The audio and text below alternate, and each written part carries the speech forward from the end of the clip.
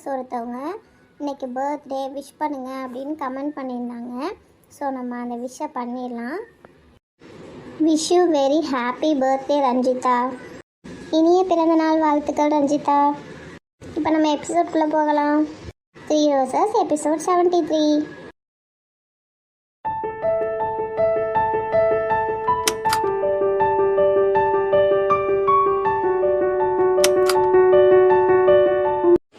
உள்ள வரலாமா?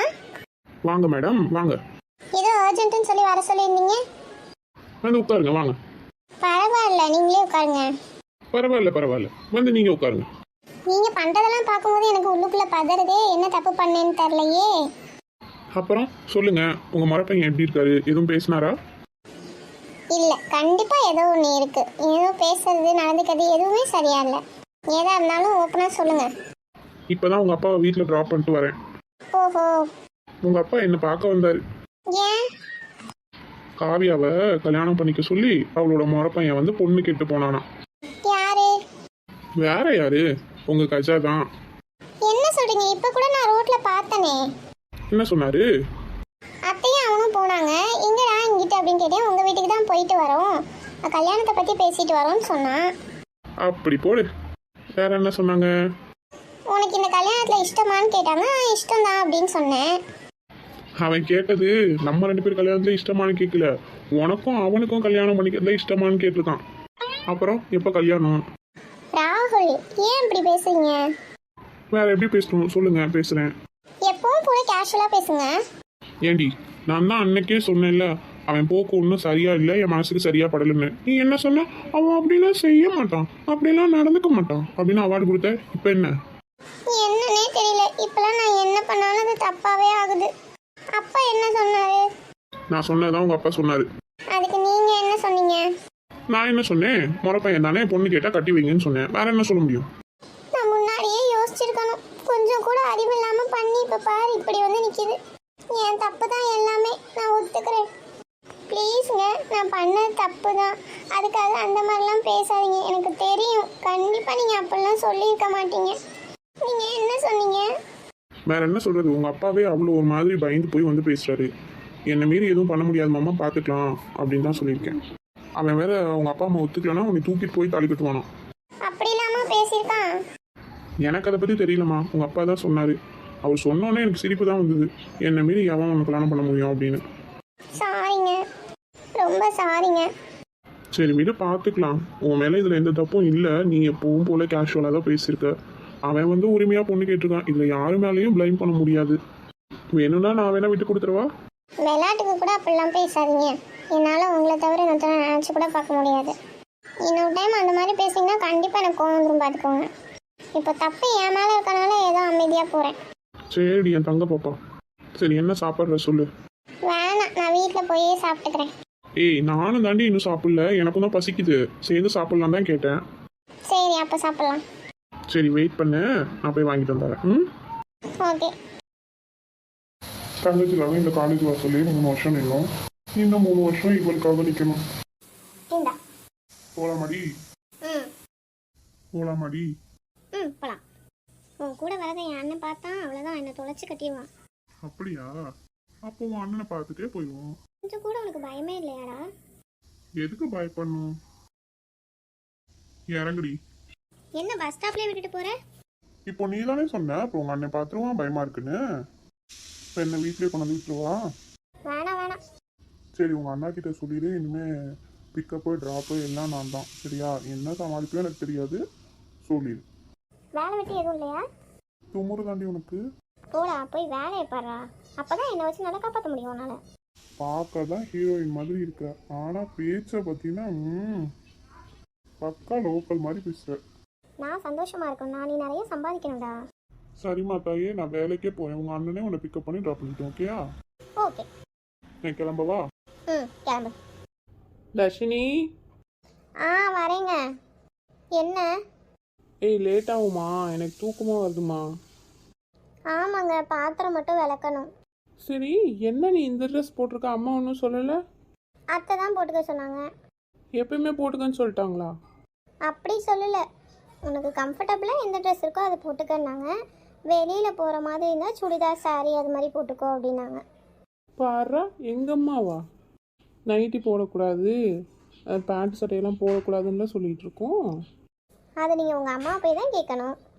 நீ எதையோ போடுமா, எனக்கு என்ன தேவையா அந்த வம்பு? எனக்கு நான் போய் கேட்பேன், கடைசியில் எங்கள் அம்மா என்ன உனக்கு இதெல்லாம் தேவையாடா போய் படுங்க, அதுக்கு நான் பேசாமல் படுத்துடலாம். சரியா, நீ பார்த்த தொலைக்கிட்டு பொறுமையாவா. Good night. Good night. Excuse me, I come in? Yeah come in. Hello hello, சொல்லுங்கள், நீங்கள் யார்?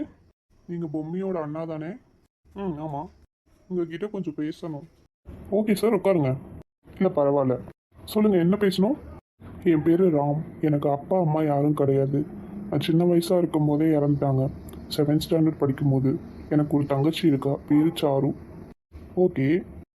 எங்கள் அப்பா அம்மா இறந்து போனதுலேருந்தே என் தங்கச்சியும் நானும் தனியாக தான் இருக்கோம். அவள் இப்போ காலேஜ் முடிச்சிட்டா, நானும் காலேஜ்லாம் முடிச்சுட்டு இப்போ பிஸ்னஸ் பண்ணிகிட்ருக்கேன். எனக்குன்னு சொந்தமாக ஒரு சூப்பர் மார்க்கெட் இருக்குது. ஒரு சின்ன ஹோட்டலும் ரன் பண்ணிகிட்ருக்கேன். ஓ வாவ், சூப்பர்.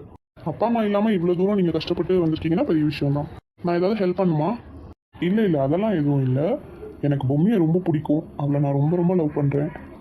என் தங்கச்சிக்கு இன்னும் கொஞ்ச நாளாக நான் மேரேஜ் பண்ணிடுவேன். பொம்மை படித்து முடிச்சதுக்கப்புறம் நான் அவளை மேரேஜ் பண்ணிக்கலான் இருக்கேன். நீங்கள் என்ன சொல்கிறீங்க? ஒரு அண்ணனா உங்ககிட்ட நான் வந்து பேசணும்ல முறையா, அதனால தான் வந்திருக்கேன். ப்ராமிஸாக எனக்கு என்ன சொல்கிறதுன்னு தெரியல. நான் ஷாக் ஆகுறதா, கோவப்படுறதா, இல்லை அழுகிறதா எதுவுமே எனக்கு புரியல. உங்களுக்கு என்ன பிடிக்கலன்னா ஒன்றும் ப்ராப்ளம் இல்லை, பொம்மைக்கிட்ட சொல்லிடுங்க. இனி நான் பொம்மையை பார்க்கவோ பேசவோ மாட்டேன். இல்லை நான் அப்படி சொல்லலை. அவளுக்கு இருக்கிற ப்ராப்ளம் அவளுக்கு தெரியுமா? ஹெல்த் இஷ்யூஸ் நல்லாவே தெரியும். அவளுக்கு ஹார்ட்டில் பிரச்சனை, ஆல்ரெடி ஆப்ரேஷன் பண்ணியிருக்கீங்க. அவளை ரொம்ப ரொம்ப கேர்ஃபுல்லாக பார்த்துக்கணும். அவள் அந்த பொழுது போக அந்த மாதிரி எதுலேயுமே அதிகமாக இருக்கக்கூடாது. எப்போவும் செக்யூர்டாக இருக்கணும். அவளை தனியாக விட்டு எங்கேயும் போகக்கூடாது. அவள் தனியாக இருக்கவும் முடியாது. கூட கண்டிப்பாக யாராவது இருந்தே ஆகணும். என்னாச்சு, ஏன் அழுகுறீங்க? இல்லை ரொம்ப சந்தோஷமாக இருக்குது. பொம்மைக்கு இப்படி ஒரு லைஃப் பார்ட்னர் அமைவாங்க நான் கனவுல கூட நினைக்கல. வீட்டில் ஆல்ரெடி ரொம்ப வருத்தப்பட்டுட்டு இருந்தாங்க. அவள் லைஃப் என்ன ஆகுமோ, எப்படி கல்யாணம் பண்ணி கொடுக்குறது, யார் இவளுக்கு இருக்கிற பிரச்சனையெல்லாம் அக்செப்ட் பண்ணிட்டு கல்யாணம் பண்ணிக்குவாங்க, அந்த மாதிரிலாம் நிறைய யோசிச்சு வருத்தப்பட்டுட்டு இருந்தாங்க. இப்படி ஒரு பர்சன் அவள் லைஃப்பில் இருக்கான்னு தெரிஞ்சால் கண்டிப்பாக சந்தோஷம் தான் படுவாங்க. ஆக்சுவலி நான் அவங்களை இன்னைக்கு பார்த்து வந்து பேசுனதுக்கு காரணம் பொம்மி தான். அவளை என்னால் பார்க்காம இருக்க முடியல. பார்க்காமலே நாங்கள் 2 வருஷம் லவ் பண்ணிட்டோம். இதுக்கு மேலேயும் என்னால் அப்படி இருக்க முடியாது. டெய்லி நான் அவளை பார்க்கணும், பேசணும். மற்றபடி அவளை டிஸ்டர்ப்லாம் பண்ண மாட்டேன் எதுவும். பொம்மி ரொம்ப லக்கின்னு நினைக்கிறேன். கண்டிப்பாக உங்களை மாதிரி ஒரு பையன் கிடைக்க அவள் கொடுத்து தான் வச்சுருக்கணும். இஃப் யூ டோன்ட் மைண்ட், அப்போ நானே அவளை பிக்கப் பண்ணி ட்ராப் பண்ணிக்கவா டெய்லியும்? எனக்கு வேலை மிச்சம், ஒரு பிரச்சனையும் இல்லை. அப்புறம் இன்னொரு விஷயம், நான் உங்ககிட்ட வந்து பேசினதோ இது எதுவுமே பொம்மிக்கு தெரிய வேணாம். இப்போதைக்கு தெரிய வேணாம். புரியுது. உங்களுக்கு வீட்டில் சொல்லணும்னு தோணுச்சுன்னா சொல்லுங்கள். இல்லை இப்போதைக்கு சொல்ல வேணாம்னு தோணுச்சுன்னா ஓகே, அது உங்களோட விஷ் தான். ரொம்ப சந்தோஷமாக இருக்குது. உங்களோட காண்டாக்ட் நம்பர் கொடுத்துட்டு போங்க. ஷோர். அம்மா, எதுக்கு நீ வந்ததும் வராதுமா அப்படி கத்திக்கிட்டு இருக்க? என்ன அம்மா, கஜா வந்தானா? வந்து ஏதோ கல்யாணம்லாம் பற்றி பேசினானா? ஆமாடி காவியா, வந்து பெரிய பிரச்சனை பண்ணிட்டு போயிட்டாங்க. நீ சும்மாவாம்மா இருந்த? நீ சொல்ல வேண்டியதானே, ஆல்ரெடி அவளுக்கு நிச்சயம்லாம் பண்ணியாச்சுன்னு. எவ்வளவோ சொல்லி பார்த்துட்டோம், அவன் சொல்கிறத கேட்குற மாதிரி இல்லை. அவங்க அம்மா அதுக்கு மேலே இருக்கா. இப்போ என்ன பண்ணுறது? அப்பா சீக்கிரமே கல்யாணத்தை முடிஞ்சால் வச்சுக்கலான்னு சொல்லியிருக்காரு. எவ்வளோ சீக்கிரம் தேதி வைக்க முடியுமோ அவ்வளோ சீக்கிரம் வச்சிடணும் அப்படின்ட்டு இருக்காரு. அதை பண்ணுங்க ஃபர்ஸ்ட். அப்போ நான் வேற தருணா கல்யாணத்தில் கஜா கிட்ட எப்போதும் பேசுகிற மாதிரி கேஷுவலாக பேசிட்டேம்மா. அப்பவும் அவர் சொன்னார், இந்த மாதிரி பேசாத, முறை பையன் நாளைக்கு வந்து பொண்ணு கேட்பான்னு கண்டிப்பாக சொன்னார். ஆனால் நான் தான் அப்படிலாம் இருக்க மாட்டான், இவன் முறை பையன்றதுனால உரிமையில் பேசுகிறான், அதெல்லாம் ஒன்றும் இல்லைன்னு சொன்னேன். அந்த தம்பிக்கு கூட தெரிஞ்சிருக்கு, உனக்கு தெரியல. இப்போ கடைசியில் அந்த தம்பி சொன்ன மாதிரியே நடந்துருச்சா? சரி, இனிமேல் அந்த கஜா கிட்ட நான் தெரியாமல் கூட பேச மாட்டேன். பார்த்து நடந்துக்க. அப்பா இங்க தூங்குறாரு. சரி, அப்போ நானும் போய் கொஞ்ச நேரம் தூங்குறேன். வெயிலில் போயிட்டு வந்து ஒரு மாதிரி இருக்கு. அதானே, ஏதாவது வேலை வெட்டி இருக்கா, குடும்பம் செய்கிறேன்னு ஒரு நாளாவது கேட்குறாளா? இல்லை. கூப்பிட்டியா? இல்லைம்மா தாயி, நீ போய் தூங்கு போ. கல்யாணம் பண்ணி போகிற வீட்டில் என்ன பண்ணுவாளோ தெரியல, அந்த தம்பி தான் பாவம். நீ ஒன்றும் கவலைப்படாதம்மா, என் புருஷனுக்கு சூப்பராக சமைக்க தெரியும். இதெல்லாம் மட்டும் உன் காதை நல்லா உழுவுண்டி, நல்லா உழுவும். போமா போய் வேலையை பாரு.